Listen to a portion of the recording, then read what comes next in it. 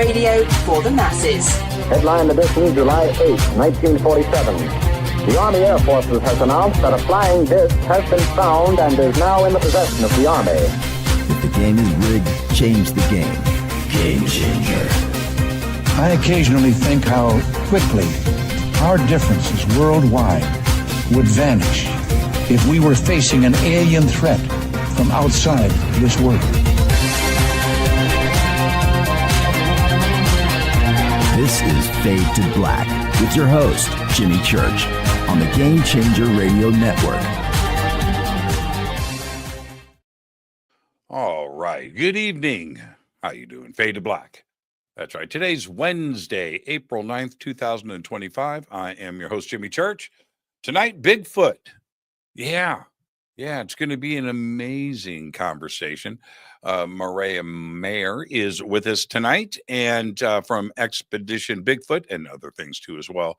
We're going to get into all of that. I want to, what I normally do with my mind on this show is I need the science to help support my woo-woo. Yeah, because I'm woo-woo. And science keeps me sane. We're going to be doing all of that and much more tonight. Another great week here on Fade to Black. All of the conversations this week, and it seems like I say this every week, have been the best. But truly this week has just been exceptional. Monday night, Ella LeBain was here, UFOs in the End of Times. That was just an incredible conversation. Last night, Richard Voot, live from the UK, Osiris and DMT. Who'd have thunk that, right? Tonight, Bigfoot. Tomorrow night, Stephen Bassett is back with us, and we're going to be talking about the Hollywood Disclosure Alliance and what Hollywood is doing about disclosure. So what is the Hollywood Disclosure Alliance? What do they do, and what does it mean for our community? All of that and much more. And he's also an activist and works in and around Washington, D.C. on these subjects. So we're going to get the updates about what's going on with UFOs and UAPs in our nation's capital. Now, I do have four major events coming up. That's right. In 2 weeks, I'll be in Wisconsin for the Contact Modalities Expo. That is May 2nd, 3rd, and 4th. In Delavan, Wisconsin, at Delavan Lake. I'm hosting this event. I am also going to be presenting. And also, we've got a really cool VIP Skywatch with Chris Bledsoe. So tickets and information is below. Just click on the link. I come back out here for Contact in the Desert, and that is May 29th through June 2nd in Palm Springs, California. Links are below. And then I head south once again to Peru with Brian Forrester for the Inca celebration of the sun on the solstice, by the way. And this is June 17th through the 27th. I'm going to Peru twice this year. This is the first tour. This one's sold out. Second tour is in November. Come and join us. It'll change your life. The links are below. And then I come back to the States and head out to the East Coast for the Psi Games, the Psychic Olympics, August 1st through the 3rd, 2025 in Charlottesville, Virginia. Once again, I'm hosting, but this time around, I'm a game show host. I'm silver sequin tuxedo, I think is what I'm going to do. Maybe gold lame, maybe Elvis. But I'm a game show host. It's going to be great. The Psychic Olympics, August 1st through the 3rd in Charlottesville, Virginia. And with that, I had something that was on the front of my mind. It's part of getting old. It's just gone. God, it was good too. It was like the best thing, the greatest statement I would have ever done in my life. But we'll never know. Tonight, right here, Mireya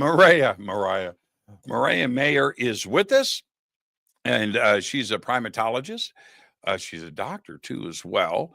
And we're talking about the high-tech scientific search for Bigfoot out there in the wilderness. How does she do it? What's her approach? The scientific approach. She has got shows on Nat Geo, of course, Travel Channel, and she's been bringing this breakthrough evidence to the world, to us, and our community. She is here with us for the first time on Fade to Black. Her website is below on our website and also throughout our social media. And here she is, coming to us live from Florida. Hey, Jimmy. Hi, everyone. Oh, how are you? I'm doing great. It's past my bedtime, but I'm good. Yeah, I know. It's so funny. Oh, you know what? Before we get started, Yes. because I was going to tell everybody about our email exchange today. You had me laughing. You get the first time guest disclaimer tonight. Do I? Yeah. You do. Are you ready? Maybe. Exactly. Mireya, it's just you and I sitting on my couch having a conversation as friends. And where that conversation starts, it starts. Where it ends. But we're going to end as friends. Now, you have Sounds good. so we can do the show. Sounds great. Okay. It's too easy. Yeah, it's past your bedtime. When you emailed me earlier today and asking about the times for the show, and I said, you wrote me back, yeah, but I just want to confirm. I do because Well, wait. This was my thought. It's late for her. That's what I was thinking. I wasn't wrong. Look, when I'm running around in the woods, like looking for animals, like there is no bedtime, right? But when I'm home, there is a bedtime. But it wasn't so much that it was late. It's that a few times leading up to this, I've been told, hey, we're going to jump on at this time, Central Time, Pacific Time, whatever. And then somehow there's been a disconnect and they were giving me anyway. So I just wanted to be very clear. I love clarity. I'm a scientist. I love clarity. Give me the East Coast time so that I know that when I set my alarm, I am going to show up for you. It was so funny because when I replied for like the third time, I replied very specific, only because I was kind of seeing how you were thinking. That's all. So let's just lay it out, right? And you wrote me back, perfect. I was like, that's all it took. Okay. That's it. All right. That's it. That's all it took. Pretty simple. Let's start here.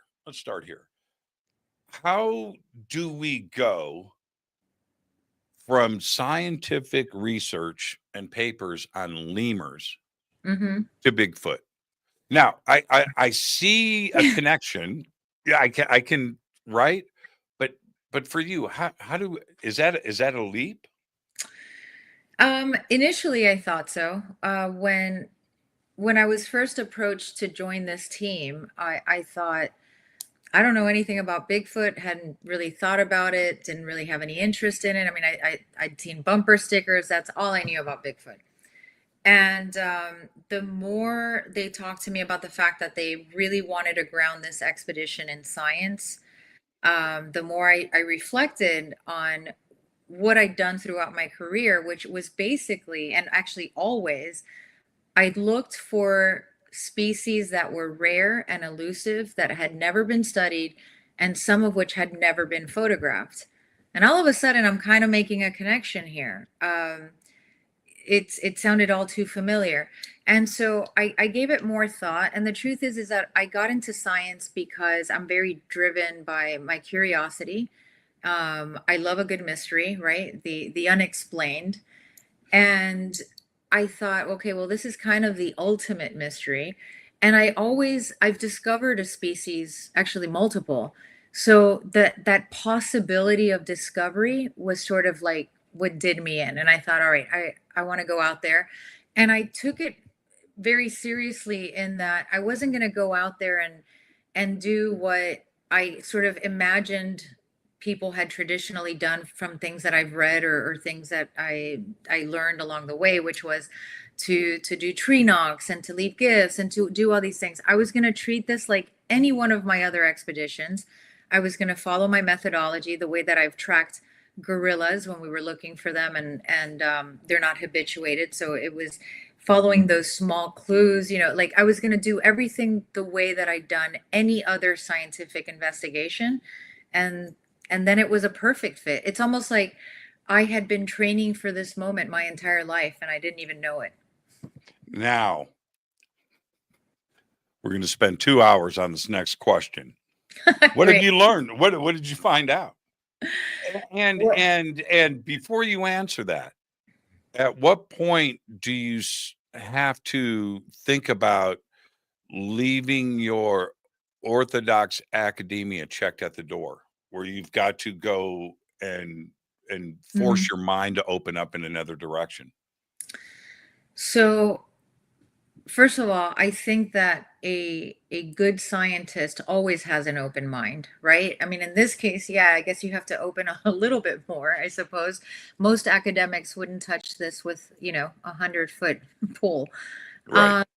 But the truth is that I have pretty much not cared what academia thinks multiple times throughout my career. Like I was in graduate school, finishing up my PhD research when National Geographic approached me and I offered me a job as their first female wildlife correspondent. And I'll tell you what, not a single committee member, right? Not one academic at my university said that was a good idea. It was like, if you do that, you are selling out and you are no longer, you know, a true scientist.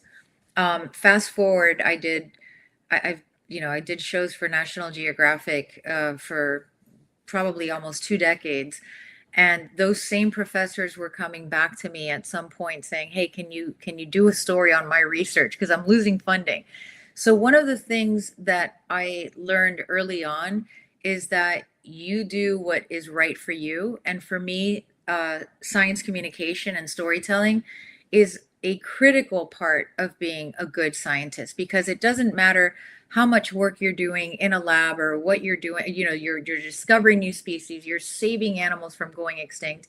If nobody knows, nobody cares, the only way that people grow to love something is to learn about it. And then when you love something, you want to protect it. And for me, that was really important. And by the way, I'm not the first scientist who's been through the sort of the academic ridicule of doing something different. Jane Goodall Yep. was ridiculed like for years when she first started in her career, because she started naming the chimpanzees. She started naming her study animals. That was unheard of back then, and it was like, oh, she's a joke. Well, guess what? Now all scientists really name their study animals. It's like what you do. So I think it's about, you know, and I talked to her about this, like when I first started doing this, because sure, I got criticized by some scientists, and then I got emails from scientists who said, "I am so glad you're doing this because I've always been fascinated by it, and I think there's something out there. You know, kudos to you for being brave enough to do it."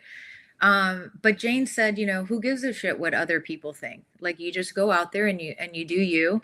And so that's pretty much been my outlook the entire time. So yeah, has there been, you know, criticism about that? Sure. And that comes with the territory, but there's also a part of me that feels actually sorry for especially young academics who are already so narrow-minded that they can't think beyond what we know, because isn't that the point of science? To figure out what we don't know? And there are so many examples of things that we are just scratching the surface on, beginning to understand, and in many ways not understanding at all. That is very much real. So, you know, it really is about keeping an open mind, but I think I've always had an open mind. When people ask me about Bigfoot, and when I say I'm on the fence, I'm on the fence, like seriously. Mm-hmm. There are I could literally be pushed either way, and I'd be good with it. Interesting. Yeah. Because and we're going to go through all of these points because I know that you've thought about this and addressed all of these issues that everybody asked the same questions. But on one hand, when people say about the UFO. We never have a good UFO video. If we just had a good UFO video, it would be case closed. And then, which is true, I would say. And then with Bigfoot, we have the Patterson Gimlin film that is divine perfection. It's a perfect film, but that's not good enough for me. It's like I'm a walking paradox. I'm just, it doesn't make any sense. And then on the other side, so we have that kind of evidence, but on the other side, where DNA has been an issue, no bodies discovered have been an issue.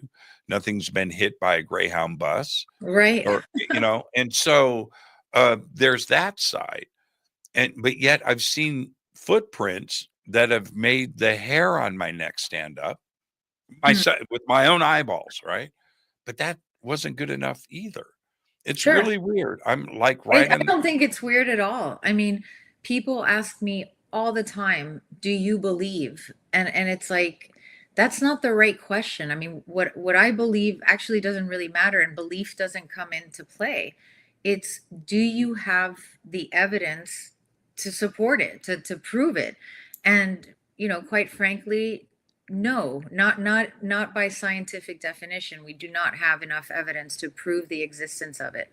Is there something strange going out there? Do we have things like footprints? Do we have things like, all sorts of things?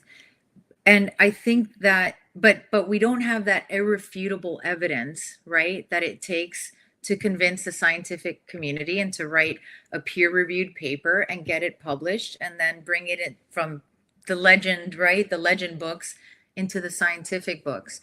And so, it's sort of like the search continues. But I'm really driven by the fact that when I first, there was a species of lemur in Madagascar that I was flipping through Time magazine, and I was looking at this article, and it was entitled "The 25 Most Endangered Primates in the World."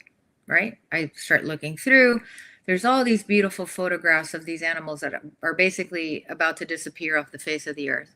But then there were these two primates that they had no photographs of, just line drawings.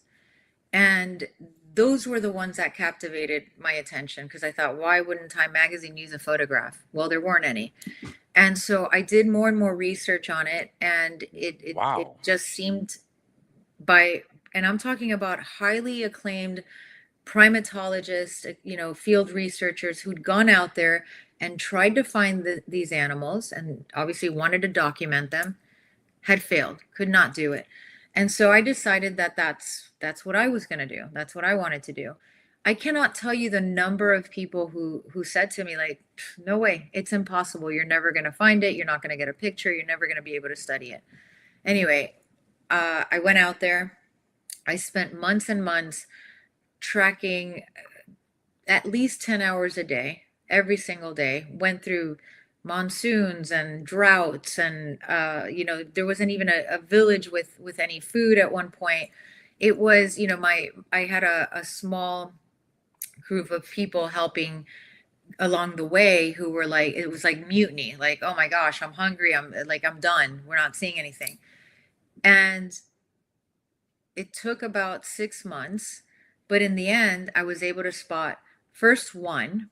I saw one, and I took a picture of it, and it's hilarious because in the picture, this animal is literally running away, and it's blurry. I mean, it's like, could that be any more sort of familiar in the Bigfoot space? Oh man, so, right? Perfect. So is it proof? I don't know. It was a blurry picture of an animal we knew existed, right? But it was still a horrible picture, not a way, it would never get into Time magazine.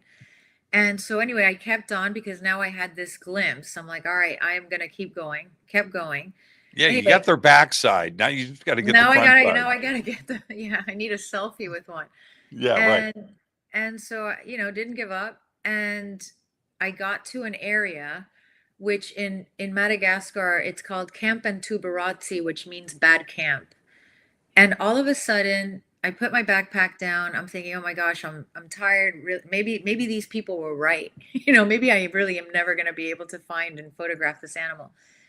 And all of a sudden, several of not one, several, a whole family group started coming down from the trees and coming closer and like looking really curious.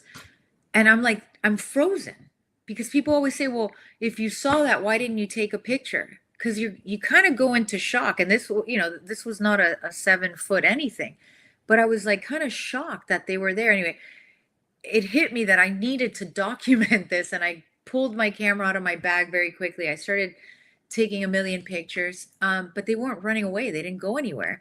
And I looked at one of my local guides and I said, why aren't they running? Like, why are they just like, they seem really curious. And why is this area called Bad Camp? Because this is like amazing. There's nothing bad about this. And he said, well, this is the area where people come to mourn when they lose a loved one. And so there's no hunting here. The lemurs are very used to people being here, so they're not afraid. They're not shy. And so that became sort of my field research site for many years. And so I studied them, have many, many photos. And then I did it again with the other one that was a line drawing. So I guess where this all began for me was that connection of being told you can't find or do something with coupled with that possibility that there is something out there, and if there is, I want to find it. So it's sort of like taking from that experience and then now applying it to this lore. When we have that's a fantastic story, and an experience. I thought you were going to say Bigfoot was on that list for a second. I thought you were going to go there, but and the other, like those two, right, line drawings. It was the same thing with the giant panda, and when people, well, how is this possible in modern society? If the panda doesn't clarify the picture for you, I don't know what else will. But then I'm still on the fence. Right? Yeah. I'm still I completely understand. Like, if you ask me straight out right now, does Bigfoot exist? My answer is I don't know, because I don't have that irrefutable evidence. Do I think it's possible? Absolutely. And actually, gorillas are I think a really good example of this, because we only discovered gorillas, relatively not long ago. And the Western lowland gorilla in particular, it's the one that we see in zoos, but they're the least known ape in the wild. And it took 14 years to habituate them. And I was part of those. And that's a modern discovery. Very, very modern. And they Very were modern. only like habituated so that you could see them and study them and photograph them very relatively recently, like in the last 2 decades, right? So and people have tried endlessly. And I was part of those small handful of researchers out there trying to do this. And I cannot tell you the number of times that I would walk right past a family of gorillas, a group of gorillas, including the big silverback, right? 400 pounds, big animals. And you don't see them. You don't hear them. You can keep walking right past them. And they're looking at you. And they're totally looking at you. And the vegetation is incredibly dense, but also animals have a remarkable way of remaining unseen when they want to. And especially in like really intelligent animals. And, gorillas they fit that bill perfectly. Can you feel a gorilla looking at you? Oh, yeah. You've been to a zoo, right? You've No, seen a gorilla in the zoo? No, but in the natural habitat, when you're walking through, no, I'm sure you understand. No. But what I was going to point out is if you stood in front of a gorilla and you've made eye contact, right? You're looking at a gorilla. You can. It's not like when you look at a tiger or a shark or any other animal, actually. Primates like chimps, the great apes, right? They look at you and they're not just, they're looking at you, they're thinking, they're checking you out, they're curious, they're analyzing you. There's a lot of thought going on there, right? So what I was going to say is that absolutely, when I'm in the wild and a gorilla is looking at me, it's like if you're walking down Fifth Avenue and you know that feeling you get when you think somebody's looking at me and you turn around and there is someone looking at you. It's very human like that way. And I don't like to anthropomorphize very often, right? But it's like, yeah, it's like a human, it's that same feeling you get when you're walking down the street and you're down an alley and all of a sudden you feel eyes. It's the same thing with gorillas. You can totally feel when they're looking at you. Now, what about Bigfoot? Have you felt So, Bigfoot looking at you? I couldn't say that it was Bigfoot looking at me, but what I will say is that I have felt like I am being watched more than once, in an area where there is absolutely nothing or anyone.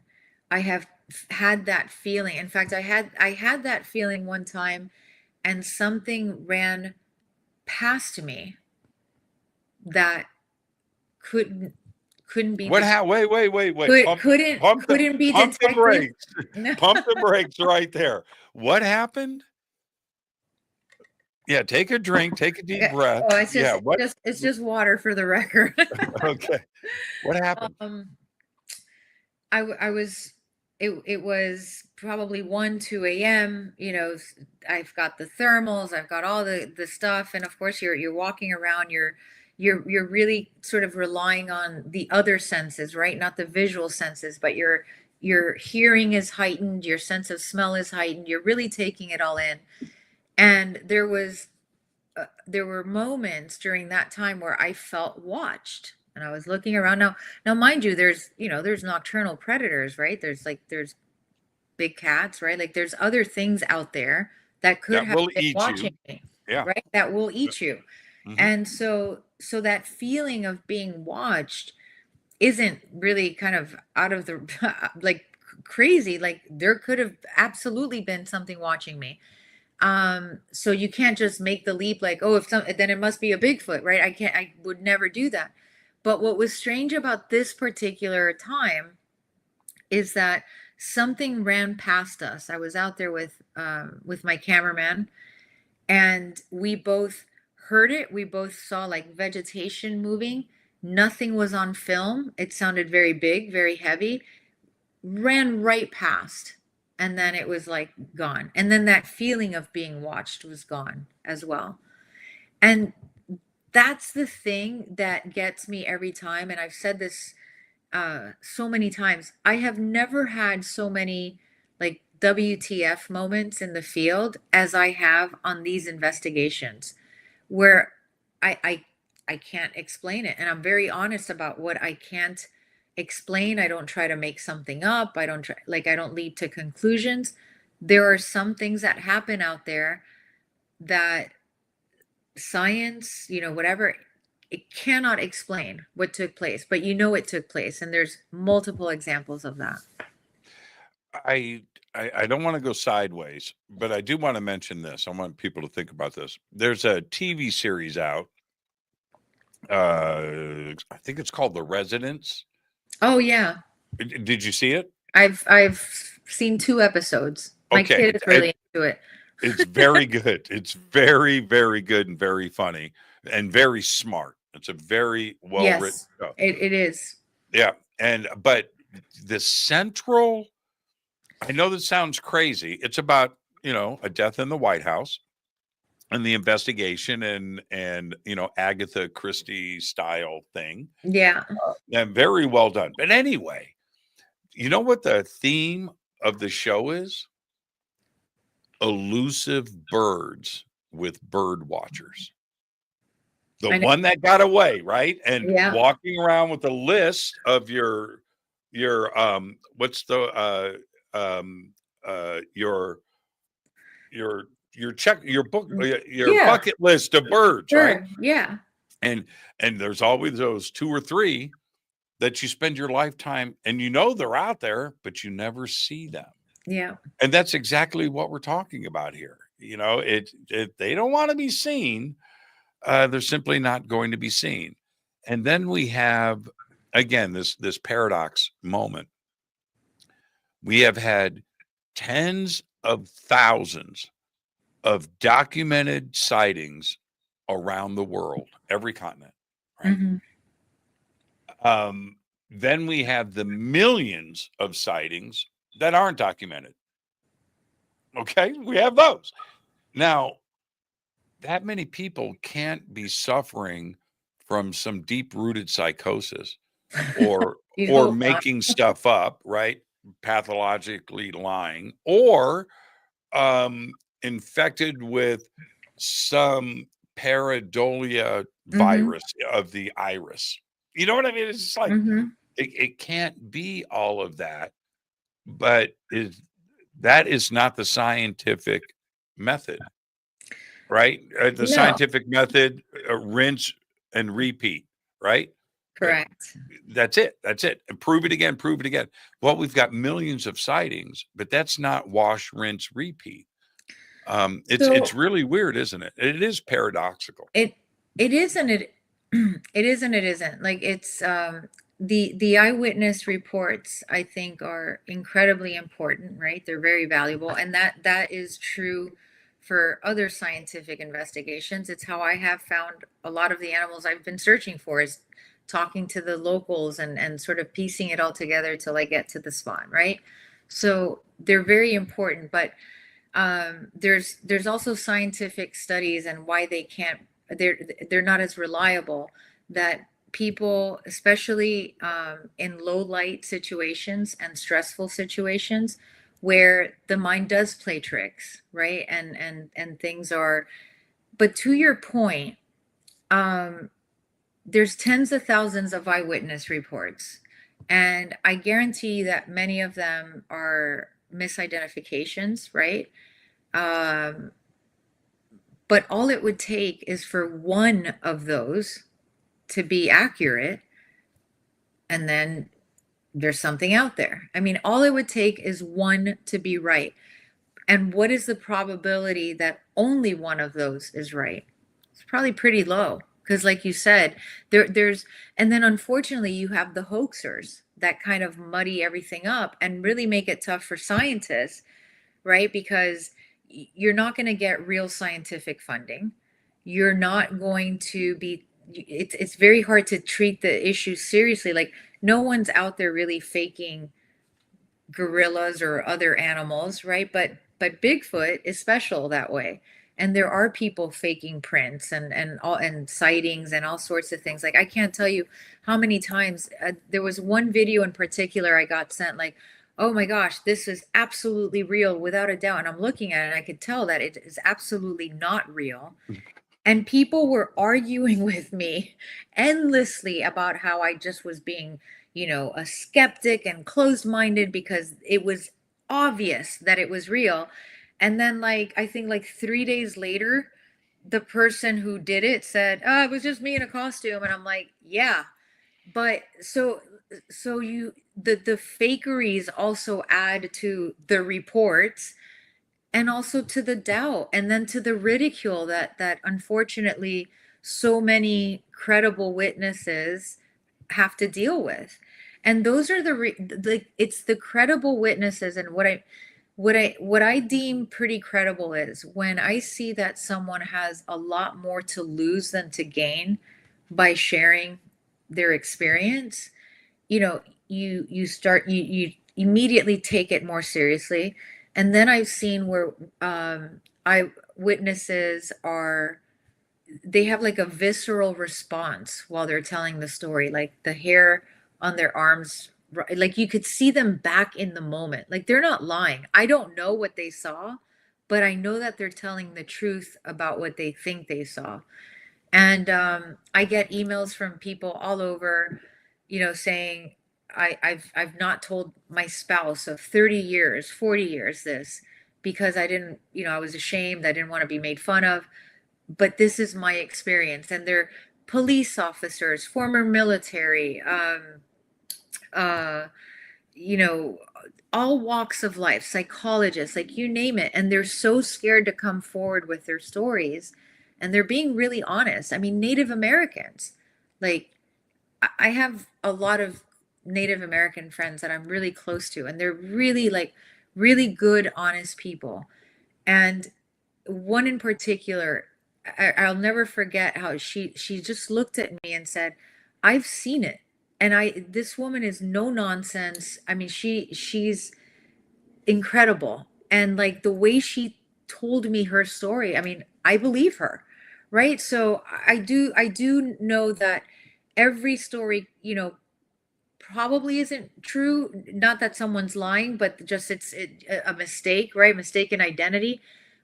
But all it takes is one. And I would bet that one of those stories is true. What do you make of? Okay, I'll tell you what takes me off of the fence and to the side of Bigfoot is real. Okay. Okay. All right. That it would be proven interdimensional. That would, because that checks a lot of boxes, Sure. right? Appearing and disappearing, right? Out of Right. nowhere. Footprints that just start for no reason and end for no Mhm. reason. Is that um uh no bodies, right? Mhm. I know I was joking about the Greyhound bus thing, but buses run down a lot of wildlife. Yeah. You know what I mean? And I'm Mhm. not trying to be funny No, here. no, I hear you. And Yeah. And so interdimensional kind of takes care of all of that, doesn't it? yeah.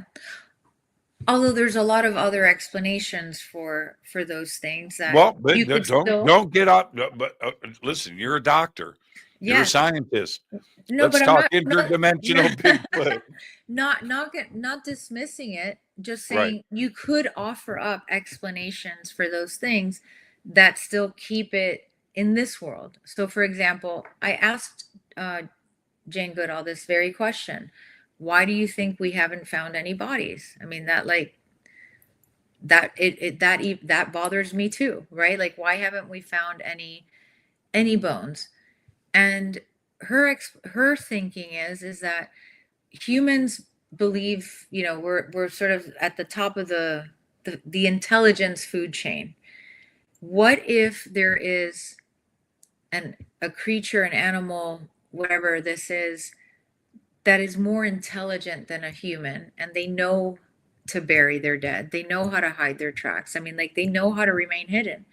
That's not really that preposterous. Like we aren't necessarily, especially, intelligence, even like throughout the animal kingdom, is a very relative thing too, because what we deem as intelligence isn't necessarily what an animal needs to survive in a particular environment, but yet they're incredibly intelligent at surviving in their environment. So maybe there is something out there that knows exactly how to remain hidden. And then as far as the theories of it disappearing and the cloaking, and believe me, I've been out there in the field with Russ, who you know well, Hmm. and right in front of us, we've got this massive, hot like a heat signature, and there it is, and then it just vanishes, it's gone. It's like there is no real explanation for that. But there are examples in nature of, like octopus. I mean, they seemingly also, they just disappear as well. There are animals that camouflage so perfectly into their environment that they even grow moss on their back, and their eyes are wide open, and they're the exact same color as the substrate that they're on. They disappear. So it's also like, like how are we interpreting what we're seeing, You right? can't. Because You you can't. can't. No, you can't. You You can't. can't. I saw a video the other day. I never knew. I never. Okay. It was a mantis. I think it's called the Oh, tulip mantis from oh, Japan. okay. Yeah. Do you know what I'm talking about? Yeah. Hmm. It's a tulip, Yeah. right? It unfolds Yeah. It's and amazing. it's a frigging red and white flower. And you would never, you I would go know. up and smell it. Well, then Yes. you get bit on the Right. nose. But it was like, Yeah. this fools everything in the animal kingdom, right? There It was just beautiful. I'd never seen it before. Yeah. Never seen it. And there's so many examples of that in nature. So can an animal sort of like make itself disappear? Yeah, sort of, to us. Well, in the Pacific Northwest, which is where you guys started your journey, and um, where not the majority, no, we could say majority. It's a pretty active place, and I've been up there a lot. I stayed up there. I've done a lot of trips and research and everything else, filmed. But one thing I can't get away from, and until you drive in the Pacific Northwest, like Northern California to Canada, unless you do, I just got back from Alaska, right? Oh, nice. Yeah. And the same feeling hit me there. When you are on a road driving through that area in the mountains with those trees, and you're the only car, and you're looking at the rolling hills for hundreds of miles in both directions, all red, right? Just beautiful part of the country. But this is my twisted mind. No human has ever walked out there. And right now, if Bigfoot is out there, he's watching this car drive by, but we can't see him or it. And they know where we are, right? They know we're in their world. They can smell us, hear us, and see us coming, and just take a few steps back from a mile away and stay there. And we will never get close to them. And that's what the Pacific Northwest says to me. And I mean, you said you just been in Alaska. Did you not feel like an ant, like the vastness of Alaska? And I was with an anthropologist up there, and we were deep. It doesn't even matter. We're in this forest, and majestic, right? Just unbelievable, beautiful. And so I turned to her, educated, very smart. She's like this tall right now. I go, okay, Bigfoot. Right? She goes, nope. I go, come on. Look at this place. You got to have a Bigfoot story. I don't. Yeah. She just shut me down. She just shut me down. Maybe she did. But no. Wouldn't I said, what about, are there stories? Is there some folklore about? No, there's not. I was like, okay, you don't want that was it. Yeah, it was pretty funny. No. Shut you down. Nope. Yeah, she did. But yeah, when you go, you're right about that. It's the same thing though. Like I said, from like Northern California, Canada, up to Alaska, you go into the Yukon and you think about the gold miners and how they got across those mountains and the ride to get to the other side only to see more of the same. How alone you are, and if something wants to stay up there and be free, yeah, it can happen. So it's funny, you just brought me back to a scene in Alaska, middle of nowhere. There was a site where the loggers were living. And if you know anything about, say the loggers in Alaska, they're really tough breed, very, very tough breed, and obviously completely depend on that job to feed their families, right? Like that is their staple in life. And there was one particular area that we went to where it was abandoned completely by the loggers because of things that were happening at this logging camp. Yeah, they were getting eaten, right? They were getting killed. Well, in this particular area, there were no stories of people getting eaten, but they were hearing sounds that were horrifying them. And then there were things coming into the camp and things disappearing out of the camp. And they got really scared and they left. Like they rather lose that job, which is like how they feed their families. And these are guys who they know all the sounds of the forest, right? They're out tough. there all the They're time. tough. They They're know tough. the bears. They know they know what these animals look and sound like. and they're tough. Yes, absolutely. And they need that job. And they all decidedly left this area because they were so afraid. And they all say, like, they're 100% sure what they were hearing and what was coming into the camp was, in fact, a Bigfoot. Now, didn't the Indians warn them, right? Wasn't there stories that the Indians were telling them as they were building this camp? It's on the edge of the water, right? Not this particular area. I'm wondering if you're thinking about like Portlock, Alaska, or somewhere like that. This was not on the edge of the water, and I don't know if they Okay. were being warned. What I do know is that an entire team, an entire group of loggers all abandoned the area because they were so afraid. And the funny thing about Alaska is, you know, the animals are wilder, the animals are bigger, right? And the stories, because you hear about different areas have different stories about whether these animals are aggressive or more welcoming or all of this.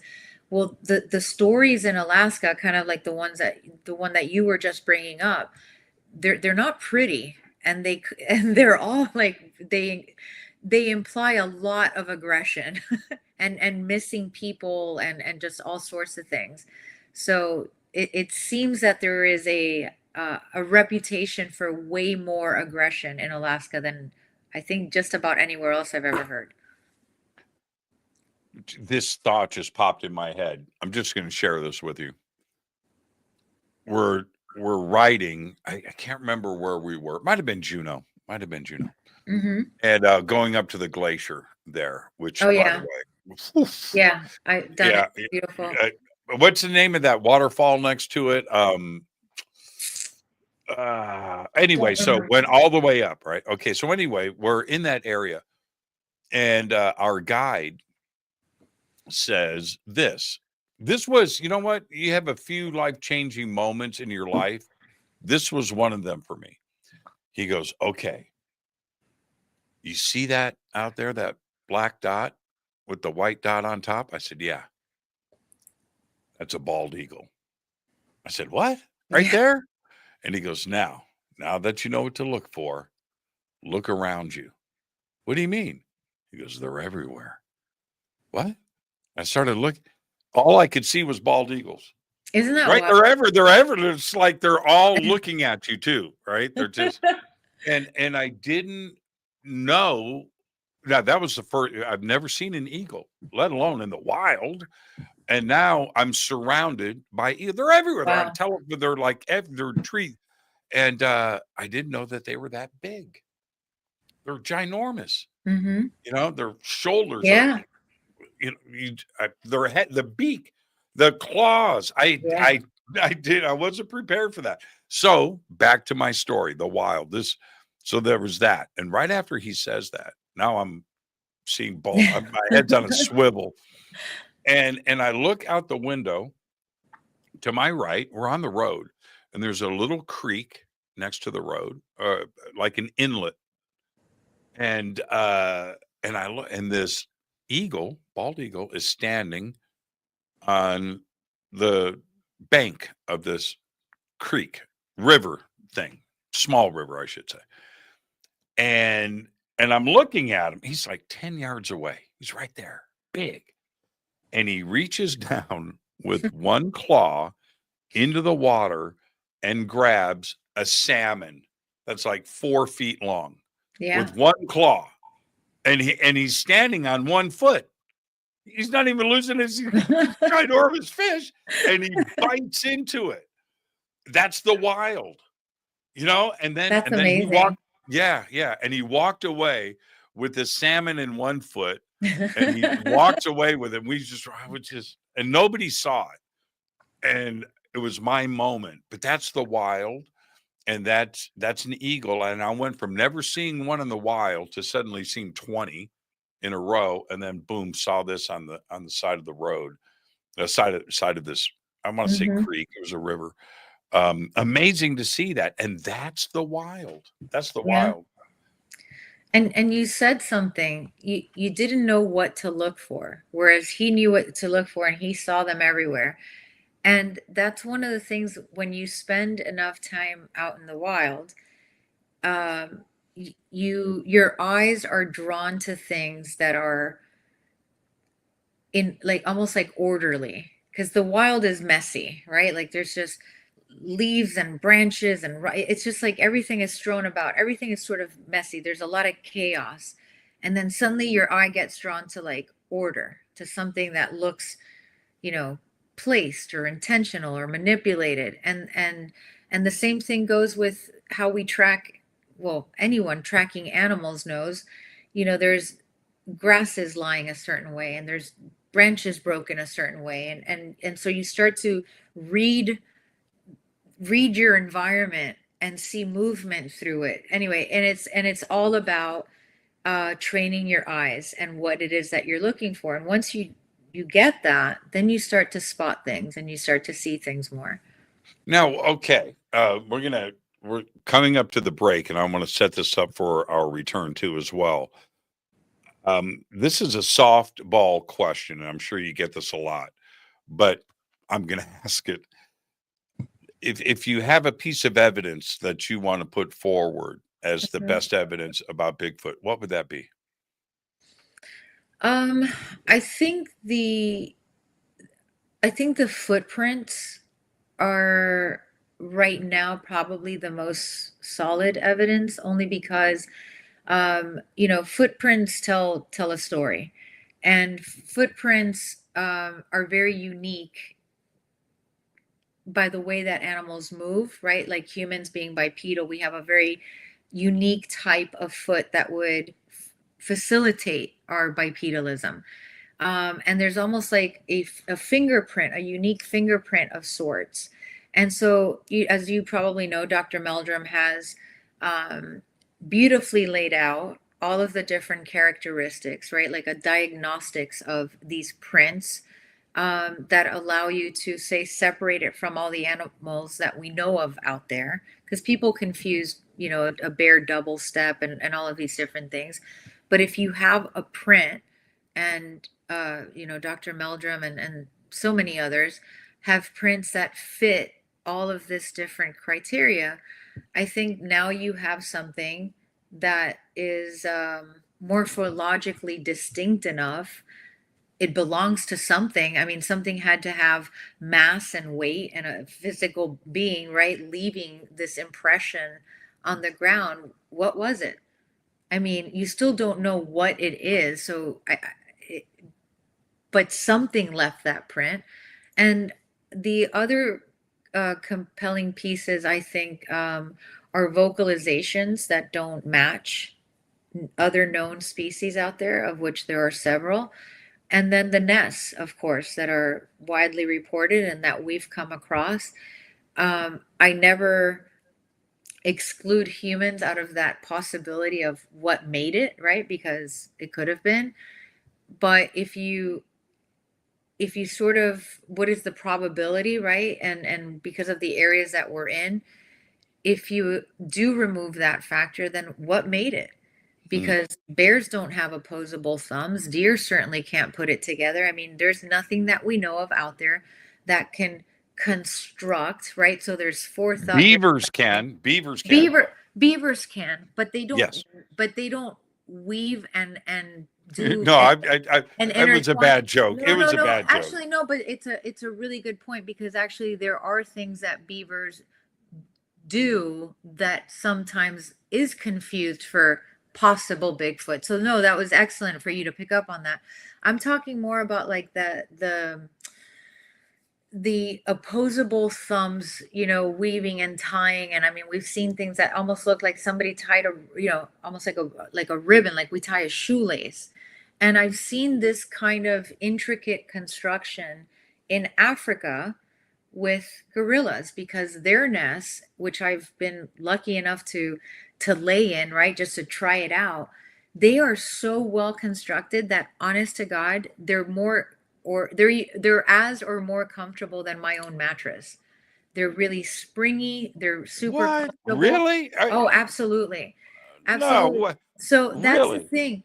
People think, oh, they must make the nest to stay dry. Well, sure, that's one reason. But I think just like us, why do we sleep on a mattress? They're comfortable. So they make their nests unbelievably comfortable. Like, I'm not kidding you. I was lying there and I was like, oh my God, this has like, Yeah, it's a better mattress than I've got. Tempur-Pedic Totally. in Southern Africa. Um, Now, because I've seen images and video of these nests, and I take it to the next level. There must be a Bigfoot town. I can't think about, a community, some an With like apartment a complex. Bigfoot singles bar and like Yeah, because yeah, you know shopping what? mall. You brought up beavers, or I did. In Alaska, and you see these everywhere. There's frigging beaver Mhm. metropolises. Yeah, no kidding. Yeah, That's true. and they pointed them out, and I walked up, and I was like, "Man." And they're like, "Yeah, they've been building this for 200 years." Obviously, Yeah. right? Well, how come we haven't found that with Bigfoot? Uh, that's an excellent question, but there's different theories behind that. Like a lot of people say, like they migrate, right? These animals migrate. It's it's a bit of a stretch because primates in general don't migrate, but humans do, certainly. Mhm. So possible. Um, and the other thing is that when we have found, I won't even go as far as calling it evidence, but like really interesting finds, right? We're just like, what Bigfoot researchers refer to as like tree structures and nests and all of these different things. We tend to find it concentrated in certain areas. And then then you get into the whole thing of, well, what does it mean? What does that, does it stand for something? Is it symbolic? Does it, they're all lined Is up. it yeah, Is is it it pointing, territorial? is it Yeah, pointing in a direction, right? Is it a right. marker? Is it a territorial marker? Are they Mhm. letting you know you're welcome in this area or this is our area? Like, who knows? Like that would require complete conjecture and speculation and interpretation that I certainly would not do. But it is really interesting because you do see examples of animals doing things like this in nature that do have different meanings, right? Like it's a way of communicating. Now, And what so, about, okay, yeah, before the break, one quick question. yeah. It's part of all of this. What about The X's. yep. See, that's a funny one to me because when we see an X, we already have assigned a meaning to it. Everyone sees an X and it's like, don't come here, danger, all of these different things. But that's our human meaning and interpretation. So you kind of have to remove that. And the other thing that I've noticed is if you walk on a trail in the woods and you look around you, you're going to see X's everywhere. So Do it. do you dismiss them then? It's okay to say yes because I do. Dismiss. I do. It's like they're not, they don't grab me as this is a potential. I mean, it's like, but really go out into the woods and just walk for like Oh, 30 my minutes. brother's Yeah. backyard in Northern California. He lives in the middle of nowhere. I don't want to disclose, but in the middle of nowhere. Nice place though. He's got a big backyard. And one day I hear these footsteps. He's in the mountains. Mhm. In his front yard, you walk down the steps of his house, his front yard, he's got a redwood tree with a 10-foot radius base. That's 500 foot tall in his front yard. It's the craziest thing. Anyway, That's amazing. Yeah, that's beautiful. I hear koosh, koosh, koosh, koosh. I'm like, Bigfoot's in the backyard. And I run over to the fence and I look, and it's a mother bear, which by the way was like 10 feet long, craziest thing I'd ever Wow. seen, with like 3 cubs behind her. right? Right. Just walking through. It wasn't Bigfoot, but I wouldn't go in the backyard anymore. But Right. because of that. Anyway, I'm looking, and what is in the middle of his backyard? Big X. Yeah. Big X They're right there. everywhere. And it was Like, like, well, man, I don't think Bigfoot did that. And it's perfect, by the way. It's like yeah. nature didn't do that. Well, nature apparently did. I mean, yeah, you've got trees in every direction. Oh, imagine that. You got two falling logs or whatever come. It's just I laugh because I have been out in the field with people who sees the X and immediately like, look, there's an X there. And I'm like, look, there's an X there, there's an X there, there's an X there. There's like X's if you just go out there and say, I'm gonna find an X, you will find 100 of them. So okay, so you don't pay any attention to that. Not really. Okay. Not unless, I always not thought, unless I see a Bigfoot with two huge tree trunks putting them together. oh yeah, that would do it for me. That would do it for me. That would do it for me. I mean, I always kind of looked at it, you know, a no trespassing sign. Maybe it's a street Right. sign. Yeah. And it kind of makes sense if you really extend your belief system out just a little bit. Okay, I can kind of see that until you see them everywhere. You Mhm. know, and that was my brother's backyard for me. I just kind of pulled back because if you saw a bunch of footprints underneath an X, okay, I mean, that's all right. something. Yeah, Yeah. that's something. One last tied in with the X. Have you? I know you've seen footprints, but Mhm. have you looked at footprints that you didn't question? Where you went, oh, okay. There was one footprint in particular, and in fact, we did send it to Dr. Meldrum. I was very intrigued by it, and he was sort of blown away by this footprint. Mm. That one, How big was it? yeah. Oh, the standard, 14, 15 inches and very wide. I can't remember the exact measurements, but it was, it fell within that realm of what is considered unusually large for an animal out there. And he's brought that one up to me several times. That one was I thought that was a really good one. And then there was one that actually we found in Northern California that was small, right, relative to it, but very detailed, all those same attributes that, could be a juvenile, right? Could be a smaller animal. And I thought that one was really interesting. Okay, so Hides and Long Grass just asked, what Mhm. about this season's Handprint? What about it? So it was really, I mean, it was really large, right? There's no question. The fingers were incredibly wide. It did show what we would just, what would look like something with an opposable thumb.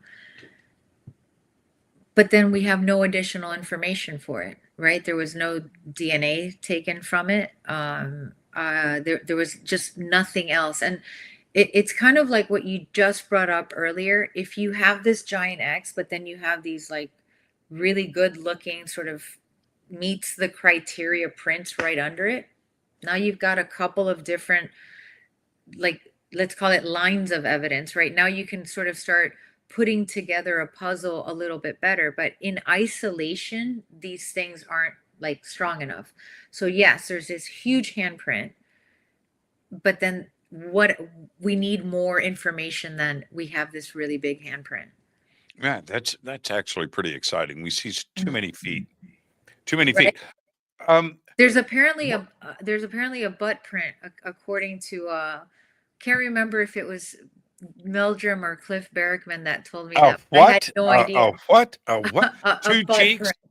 Two cheeks? Two cheeks? And I don't know who's writing the criteria book for that one, but apparently it exists. Is that going to make it into the journal Nature? Inquiring minds want to know. Mireya, stay right there. We're going to take our break. Our guest tonight, Mireya Mayor, and we are doing Bigfoot all night long, of course. 6 seasons of Expedition Bigfoot. We're talking about the science to help me keep my sanity. This is Fade to Black. I'm your host, Jimmy Church. We'll be right back after this short break. Stay with us.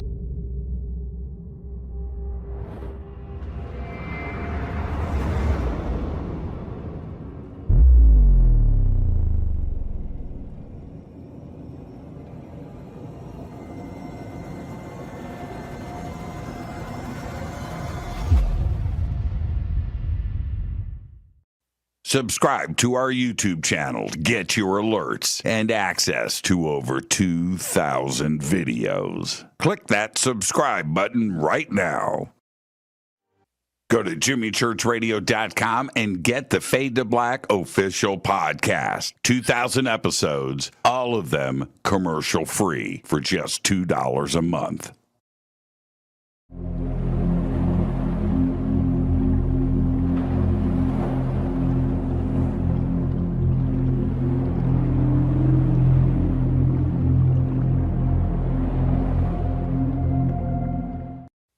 Watch Into the Vortex on Gaia TV. It's Fade to Black for the screen. Simple to do. Go to Gaia.com, search Jimmy Church, or click on the link below. Follow Fade to Black on Twitter at JChurchRadio. Get all of the show updates every single day. It's now called X, but who cares? How you doing? Jimmy Church here. Special announcement. Get your Fade to Black t-shirts. That's right. Help support the show. Help support everything that we do over here. We've got 2 t-shirts. We've got 2 ways to get them. Get your Fade to Black t-shirt today. Go Backley Tappy. Go to jimmychurchradio.com and become a Fadernaut. Get a membership. That's right. Everything is commercial free. You have access to downloads, and you get to call yourself a Fadernaut.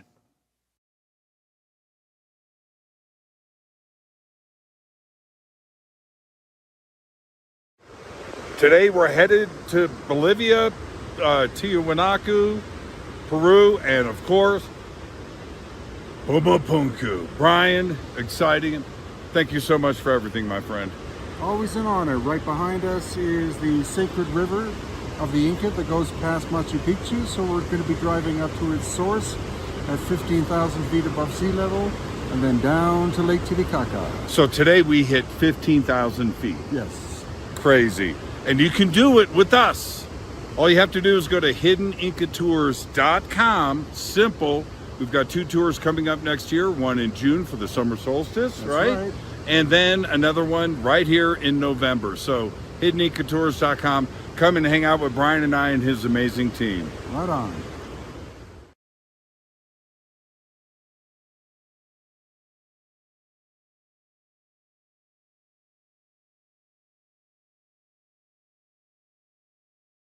River Moon Coffee, makers of the Fade to Black blend. Truly the best coffee on planet Earth. Just visit rivermoonwellness.com or their Amazon store. It's all simple to do. You can check out the Fade to Black blend, the Game Changer blend, or any of their Black Moon Wellness products. It's the only coffee I drink. It is the best, and it's Doc. Again, rivermoonwellness.com.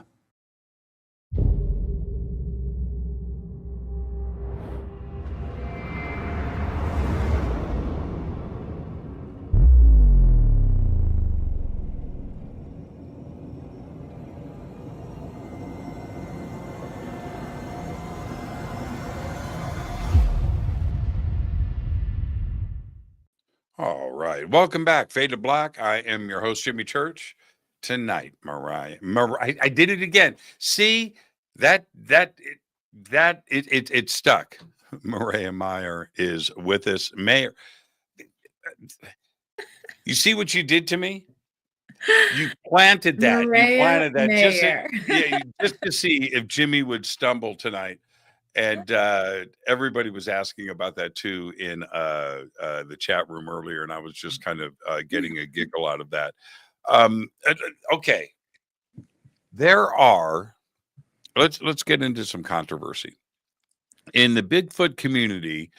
There are different types of researchers with different belief systems. There's a bunch, and there are hard lines in the sand between them. They don't like crossing over and blending with the other groups, and they do what they do. I do you. I don't question anything, but when it comes to DNA evidence, and I bring that subject up, there are Bigfoot researchers that will say, oh, what do you mean, Jimmy? We've got all the DNA evidence. And I was like, okay, well, wait a minute. Like what? Now, I'm going to throw that to you. When the question comes up about DNA, there are people out there that say that they've got it and they've collected it and it's been tested, and others say it's never happened. What's the bottom line with DNA and Bigfoot?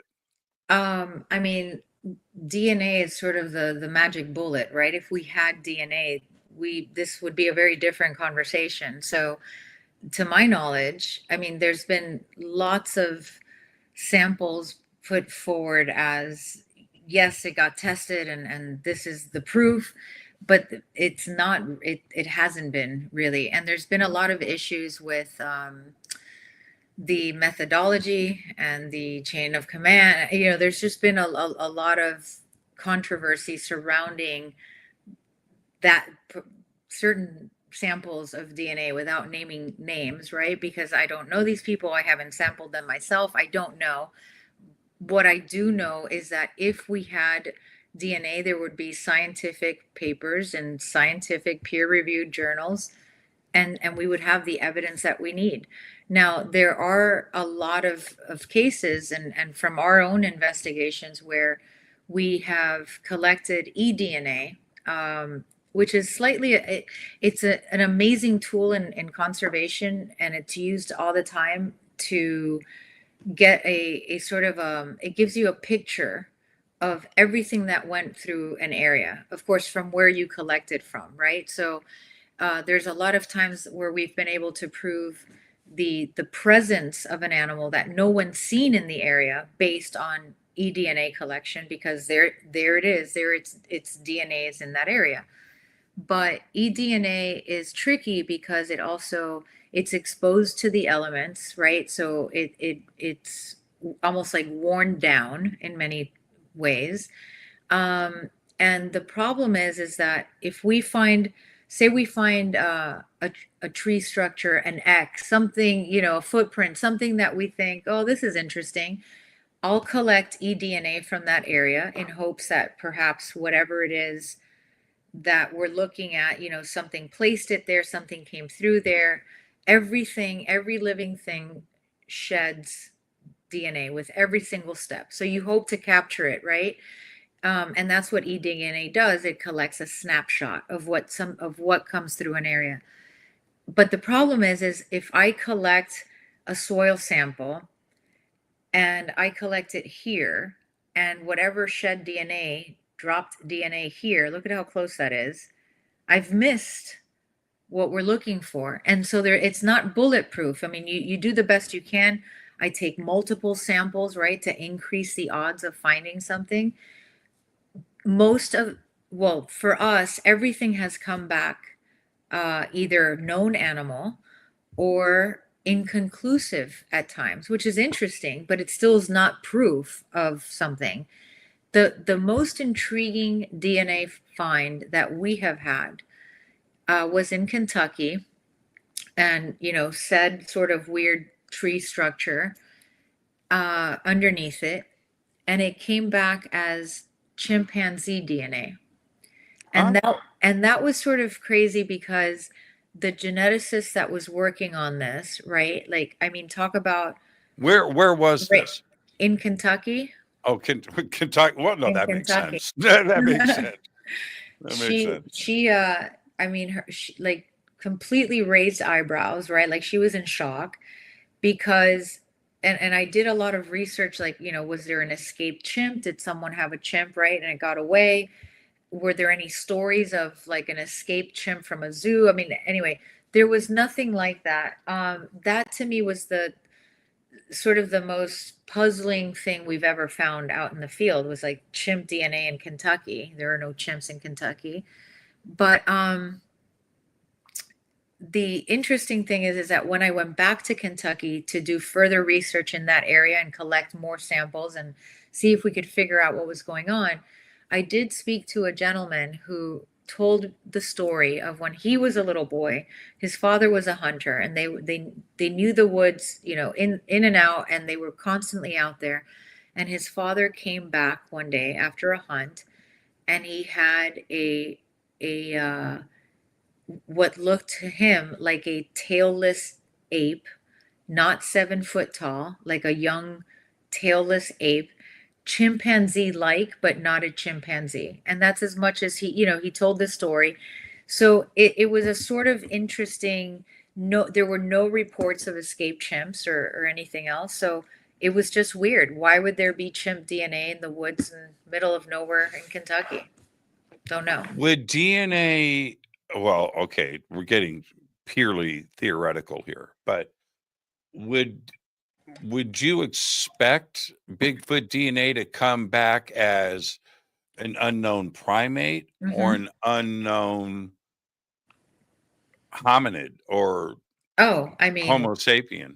I mean, are they too close to? Well, so right. So we share like 99% of our DNA with chimpanzees. Right. So it's a tricky one, and there are people whose descriptions of what they saw are much more, hominid like, and Right. and then there's all these like animal attributes and characteristics that make it much more like ape like. So it's hard to say, but the truth is like you pointed out, there's not a whole lot of difference really. And so yeah, every time we get something that's inconclusive, it's frustrating, right? Because why are we getting that so often? But yes, it should come back as something, it should come back as, based on descriptions, as something sort of closely related, right, to primates. But Well, so I'm asking far, because yeah. in a multiple eDNA sample test, Right. could human DNA must show up in that? Oh, sure it does. Absolutely. Right. Now, couldn't that And be mistaken? Could that be no, Bigfoot and not? No, because we can distinguish between humans, gorillas, chimpanzees, despite the closeness in the DNA and the relationship. Okay, let me hold, yeah. let me throw another thing out there.